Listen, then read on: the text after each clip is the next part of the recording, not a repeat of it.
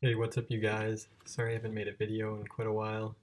I've been very busy with some freelance projects that I've been doing and traveling over this summer. So, anyway, let's get into this video's topic, which is a new strategy for reskinning iOS apps.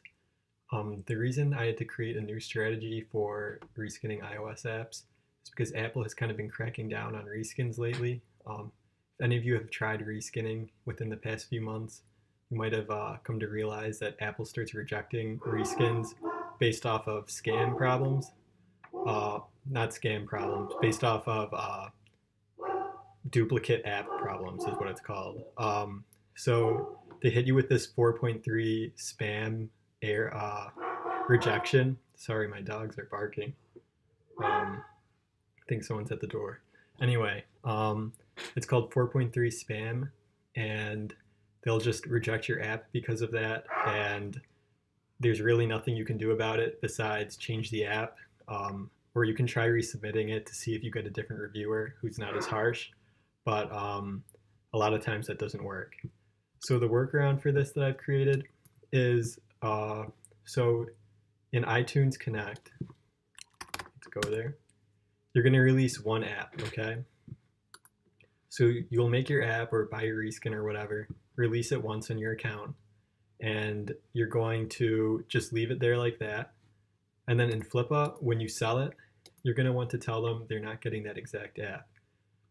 So usually what I've been doing the past few weeks, is leaving a little message here saying you're not getting this exact app. You're just getting the code for it, and I'm going to create a custom one for you and release it on your account. So most of the time, Apple only rejects it for spam if your account has been releasing a lot of the same app.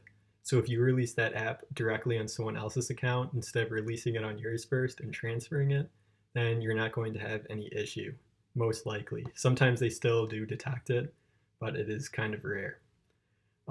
Anyway, so if you just read this here, I'm basically telling them that they're not getting the exact app, and I'm going to create a custom one for them using whatever colors, icon, name that they want, and releasing it directly on their account for them. Or I can just give them the code too. So this really gets around that 4.3 spam problem. You really only have an issue if you do a lot of reskins. Like I've sold the same app many, many times, like 10 to 20 times. So eventually they start catching on to that, and your account gets flagged for like suspicious activity and stuff. So this will avoid the problem. So I don't know if I would recommend doing this right away. I would recommend doing it the original way first until you start having an issue, because the apps that I've been doing the new strategy with, I've noticed they don't sell for as much because I think people get a little bit scared by this like important please read this thing, so you don't get as many bids.